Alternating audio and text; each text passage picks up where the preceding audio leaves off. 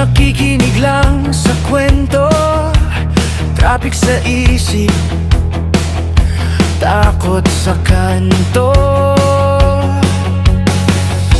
Dumating ang boses na diretso, hindi takot, tapang at malasakit ang sagot.